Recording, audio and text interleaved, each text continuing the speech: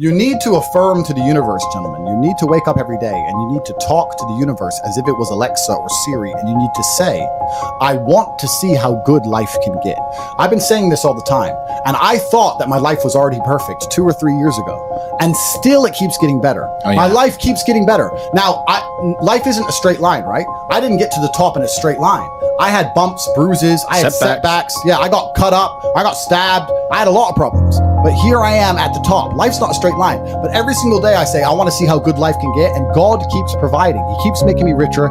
I retain my wealth. I retain my health. I make better friends. I have amazing relationships. I have love in my life. Everything goes well for me all of the time. I can't explain in human words how fantastic my life is. I wouldn't change a thing. I can't catch depression. It's never happened, never fucking will. And I stand by that. Another thing that's really important, I say this all the time, nearly every word that comes out of my mouth is self-hypnosis. Every word that comes out of my mouth is self-hypnosis. And it's the same for everybody watching this. Every single word you speak is self-hypnosis.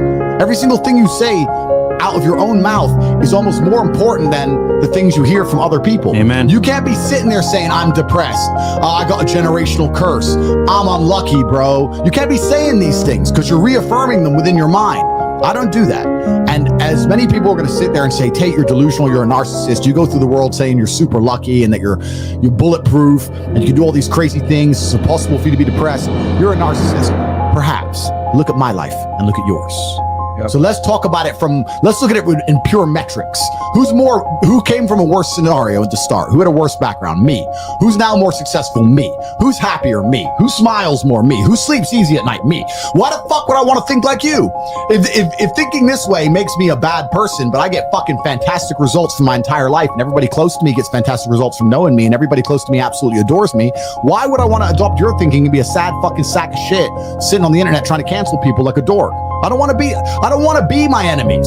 There's not a single enemy I have that I'm remotely envious of in any regard. Every single one of them has a shit life and a shit existence. Mm-hmm. I already won. God's already punished them. God's already rewarded me. I know these things. I'm the luckiest man on the planet. You have to say these things and you have to truly believe them. Nikola Tesla said something very interesting. And it was, if you want to understand the secrets of the universe, you must think in terms of frequency, vibration, and energy.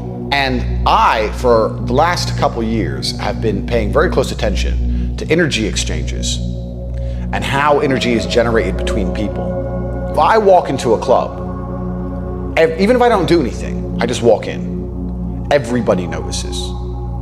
Man, woman, staff, everyone pays attention. They are now aware that I have arrived. Most people are involved in low energy activities. So let's look at the Rihanna thing we were just talking about.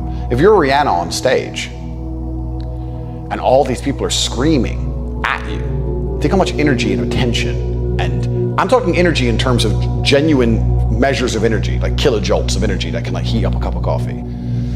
Genuine energy is coming her way and she's absorbing it all. And you wonder why all these celebrities look good when they're old and why they're happy all the time. Now, pseudoscience, whatever, but they're absorbing energy and attention from people and they seem to defy age and they're happy. Whereas the people in the crowd are giving all their energy away. What are they getting back? A recording of a song they could listen to on YouTube. And then they go home and they're depressed. Oh, I really love that concert, but I'm having a come down now and I'm just sad and I can't wait for the next one. And one of the secrets to the universe is learning how to absorb the energy from other people and use it against them. Some people are energy takers, others are energy givers. There are producers in the world and there are consumers. And what's actually interesting is if you talk about content, being a producer is better than being a consumer. But if you talk about energy, being a consumer is better than being a producer. You can have anything you want. Universe is super giving. You want a fucking Ferrari, you can have it. You want that bitch, you can have her. You can have anything you want on the planet. There's not a girl I look at that I want that I can't have. Not one. That's my reality. There's not a car I can't have. There's not a house I can't buy. If I want to go to a yacht, if I want to go to Antarctica, there's nothing I can't have. Bam. Because I've decided to become this man. It's the same for absolutely every single one of you at home. If you want it, you can have it. If you're sitting there saying, oh, but I tried my best and I still didn't get it, you're lying. You didn't try your best. That is a fucking lie. The universe gives it to everybody who genuinely tries. Self-hypnosis is ultra powerful. You've never hypnotized yourself? I don't know how to. Every word that comes out of your mouth is self-hypnosis. Do you consider yourself a strong person? Yes. Do you say I am strong? No. Do you think if you say I am strong on repeat overall in a long enough time frame, if you keep saying I am strong and truly believing it, that you'll be stronger? No. Well, then you're wrong. You would. Self-hypnosis. You have to believe in yourself. You have to say things. If I were to tell you right now I could rip your head off with one finger, you wouldn't want me to try. Because you know I mean what I say. That's hypnosis. Someone just wrote in a super chat, can you help me with my suicidal thoughts? I don't like negative energy being directed at me. Let me tell you a secret of the universe. Negative energy is real and it's very, very sticky. If you hang around someone who's negative and talks about negative things and believes negative things and they say negative things, all the other negative energy in the universe hears this person and says, ah, this person is susceptible to our fuckery. Let's attack him. They attract it. Me and my team, we only speak positively. I don't have negativity around me. If I'm around someone who's complaining, even about something small, I had a flat tire, blah, blah, blah. No, I don't let negativity around me. So just don't come at me with any kind of negative crap. Super chat me positive things. I'm a positive man. I live in a positive realm. I'm a positive guy. I live a positive life. Weird. It's full clown world slave line. And I mean, look, the programming, I curate my reality very, very carefully. Like, I don't even really read my own YouTube comments. I don't really, because it's just bullshit. Like, Why would you? It's terrible. Yeah, I really have an existence where I only talk to the people in my network, the people I do business with, my brother. I live in a country which is sensible. I really am not around much of this, but I accidentally pick up bits of it. But I really try and curate my reality very, very carefully, because it's actually one of the things that's amazing to me. I said this the other day. Everybody understands that you're the sum of the 5 people you spend the most time with. Everybody understands that. Everybody understands that. But they understand that and still hang around with fucking losers. True. It's like, is that not the ultimate mark of being a dumbass? If you understand that that's the truth and you don't curate your friendship and curate your reality, yes, then you're a loser. I had a guy join the War Room the other day, my private network, and he joined, and we have multi-millionaires in there, we have a billionaire in there. I bought a Bugatti purely to add Bugatti owners to my network, so we have Bugatti owners in there. We have guys connected to the point where I can't even say who on YouTube, right? A guy joined, he's 19, he ain't nothing. He goes, look, I know I don't have any value to give, but I'm just here to learn, and I understand that if I stand a chance of escaping the Matrix, you're the man I need to hear. I was like, you're absolutely intelligent. Instead of spending 19 sitting around playing video games, that's the smartest thing you could have ever done. Sure. His life's going to change forever, right? Because he's around people who understand. So all the people out here who sit there and go, yeah, you're the sum of the 5 people you hang around with the most, yeah, and then go hang around with dickheads. You're an idiot. But most people are like that. Yeah.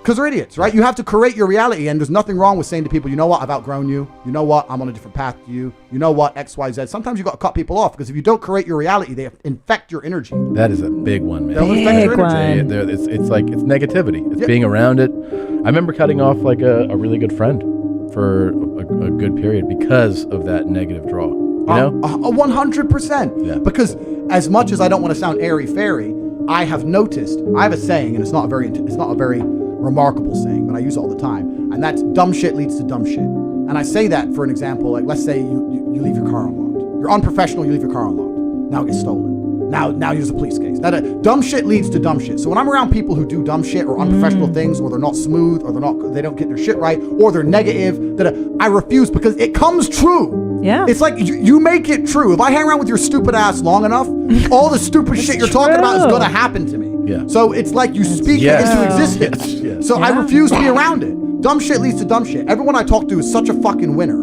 that when I sit around, all I could do is accidentally win. Yeah. It's like, oh shit, bam, more money. Like all you can do is win when you're around winners. It's true. It's all you can do. So you have to be very, very selective, and you have to very, very carefully curate your reality. And that's why I created the War Room, because it's a global network, but you have to be global and you have to be online nowadays, because if you're a normal dude living a normal life, you're never going to meet winners in day-to-day life. Yeah. Because they're all slaves. Yeah. So you have to find that guy in Singapore who's a winner, those 2 guys in Dubai who's a winner, 1 in London. Like, it's hard now. Yeah. It's getting harder and harder. But yeah, I don't tolerate negativity around me. I refuse to tolerate it. I'll tell you all a mind trick, and I want you to pay attention, because this might be the most important video you ever watch in your life.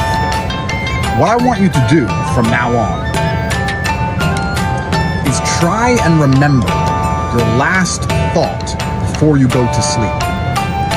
Now, when you do this, it's going to turn your brain on and wake your brain up, and then you're going to struggle to sleep. So don't do that. It's going to take a little bit of practice. It's going to take about a week or so, where you learn to be zen and fall asleep and allow your mind to fall asleep. while remembering what you're thinking about and categorizing them. And the point is that when you wake up the next day, you should be able to tell people what the last thought you had was before you went to sleep. Because you never probably thought about this, you're not aware of this. But your mind is drifting in all different kinds of directions before you fall asleep. You're thinking of this, you're thinking of that bitch, thinking of that memory, X, Y, Z. And you don't remember the last thought that you had before you finally lost consciousness. But once you've trained your mind to remember it, something very interesting happens. And what happens is, when you remember your last thought before you went to sleep, you start to remember all of your dreams and all of your thoughts you have when you are asleep. Because you only live in the present. You only live in right now. Everything you've ever experienced in your life is remembered. And you remember all of your experiences from reality the same way you remember your dreams from your unconscious. You remember them the same. It's the same imagination. So when you begin to remember your last thought before you went to sleep, and you begin to remember every single unconscious thought you ever had, what becomes very interesting, thank you very much, thank you. What becomes very interesting from there is you get a lot more control over your subconscious mind and over your dreams. You get the ability to affect your dreams with your mind. You become a lucid dreamer like I am. I can't have a nightmare because if I start to dream of something which is less than perfect, in my dream, I just click my fingers or do some Aikido and change it. If my plane starts to crash, in my dream, I click my fingers and I have a parachute. I control my dreams. I control my mind absolutely. Now, what's really interesting is this. If you remember your entire life, your awake, your conscious experiences, the life you've lived that you remember is all inside of your mind as memories. But if you start to remember all of your dreams without fail, and these are dreams that you can affect in real time, you now get to remember and have a catalog in your mind of an entire life as a superhero. I have lived an entire life in my subconscious while I was asleep as a superhuman. I have all of the memories. I have years of memories of living a life in which I could fly. Call me crazy. I know you're sitting here. Some of you will not understand what I'm talking about. Some of you will understand what I'm talking about. But the point is that my mind has two lives in it. I have my conscious life and my unconscious life. I've lived both. I remember them the same. I have trained my mind to do this. So in my living years, in my human experience, I've lived twice as long as you have.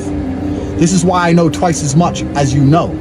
I've lived more life. And I've lived more life inside of my mind because my mind has been trained.